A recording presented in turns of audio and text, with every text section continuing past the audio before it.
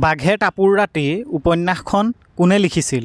ইয়াত অপশ্যন কেইটা আছে অপূৰ্ব শৰ্মা, য়েছে দৰ্জে ঠংচি, মামণি ৰয়ছম গোস্বামী আৰু হোমেন বৰগোহাঁই।